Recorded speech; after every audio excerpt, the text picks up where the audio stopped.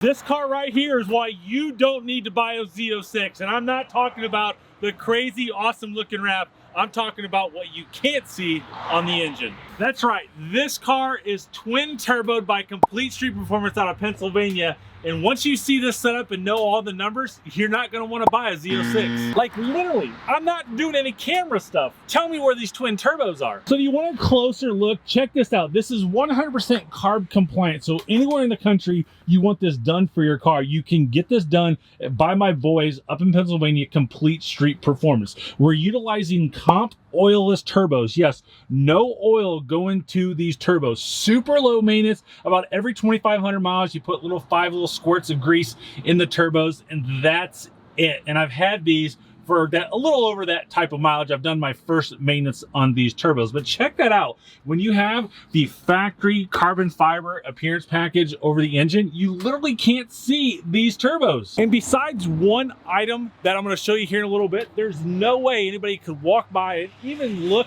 in the rear window of the mid-engine coupe and see that this car is twin turbo. Talking about a major sleeper car, absolutely insane.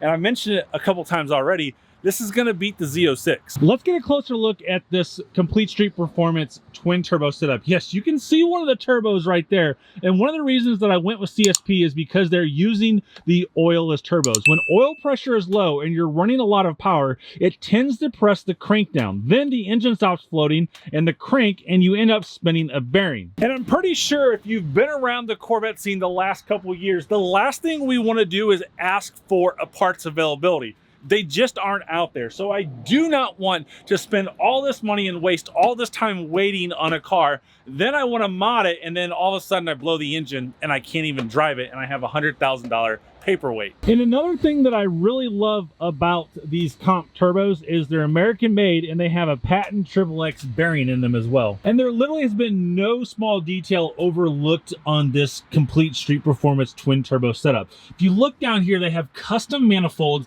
They're powder coated along with these V-shaped wastegates as well. Now I have the little bit bigger wastegates on there because I just wanted to be annoying. Those are the upgraded ones, but you can get some ones that aren't as annoying as mine. But when I have some really loud exhaust from Soul Performance exhaust, it's really tough to hear those. And of course, I have the high flow cats on here as well that went right along with this Complete Street Performance setup. So let's talk about the downpipe section for the factory wideband. It's also V-banded. It recirculates the wastegate right into the exhaust so you don't get any crazy noises when you go full throttle. Also, again, making it emissions compliant. I can't tell you how much I have to stress that this is emissions compliant as well. It goes straight into the factory cats, no check engine lights on the stage 1, i.e. factory package. I think the key product highlights of this twin turbo setup by Complete Street Performance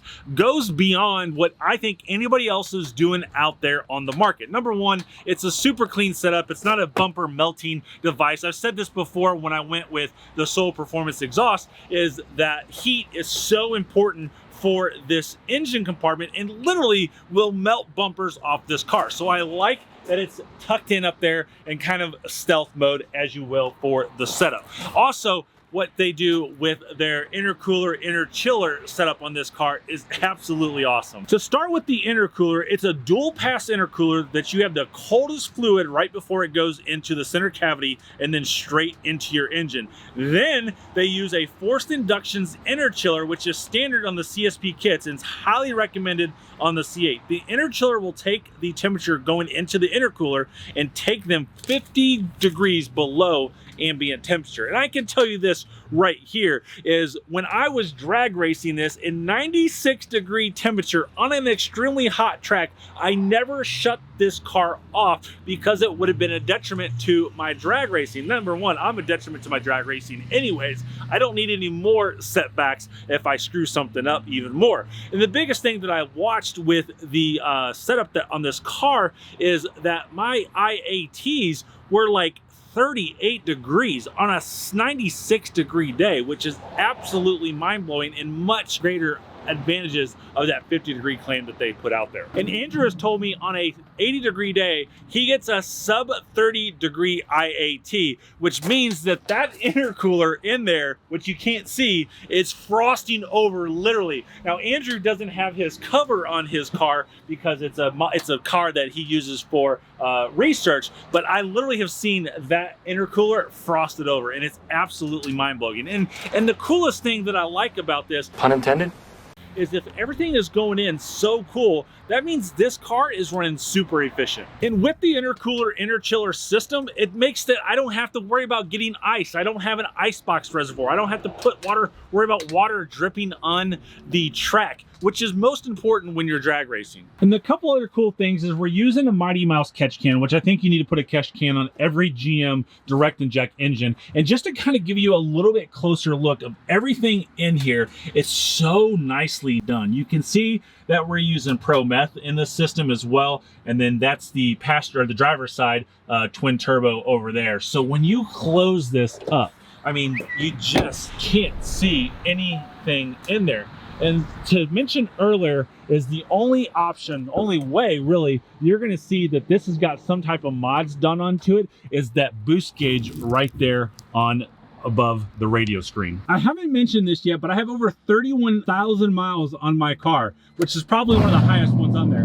And you can see that we have no check engine lights on this car any way, shape, or form. I mentioned that meth. You on meth again? While I was back there at the engine. The meth tank is a 5-gallon tank, and it sits right here nicely in the front trunk. And it doesn't take up a ton of the front trunk. I still use my front trunk every single day as I go to work, which isn't very far now. It used to be 26 miles, now it's 3 minutes. But that's a 5-gallon meth tank up there, and I have very little used any of this since I've got this car. I twin turbo this right at 29,000 miles. I showed you earlier the odometer. It's got 31,000, approximately 500 on this car. I've had 0 issues. And every single day I drive this car the way it's intended. It's absolutely amazing. But I know you're probably asking the biggest thing. Well, you mentioned now this is so much better and so much faster than a Z06. What kind of horsepower does it have? What's up, man? How are you? All right.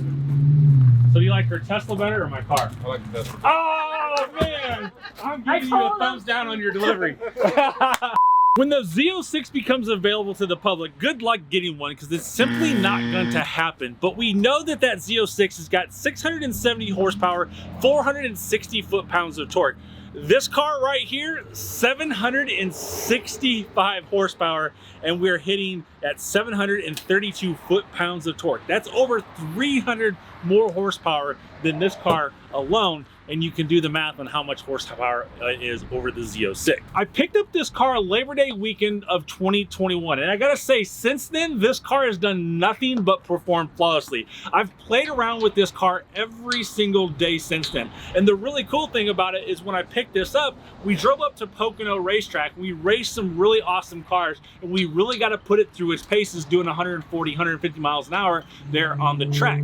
Well, we raced a regular standard C8, and the big difference between a regular C8 and my car was absolutely amazing. And every day since then, I've driven this car to and from work, which is about 50 to 60 miles per day. That absolutely does amazing in rush hour traffic, punching it, getting around traffic, whatever I need to do, this car has done absolutely phenomenal. And the best thing about it, virtually no maintenance. I mentioned it earlier, and one time since I've owned this car, I put a little bit of grease in these comp oilless turbos just to make sure that they have no issues down the road. And I can't stress this enough. You Texas people, you California people, Pennsylvania, Northeast, this passes emissions. This is Andrew's car right here with the turbo setup on it with an emissions sticker from Pennsylvania. And he went there with the turbos on the car. I put a link down in the description of this video, and I also tagged Complete Street Performance. If you want this done, reach out to them. The cost starts at just under $28,000,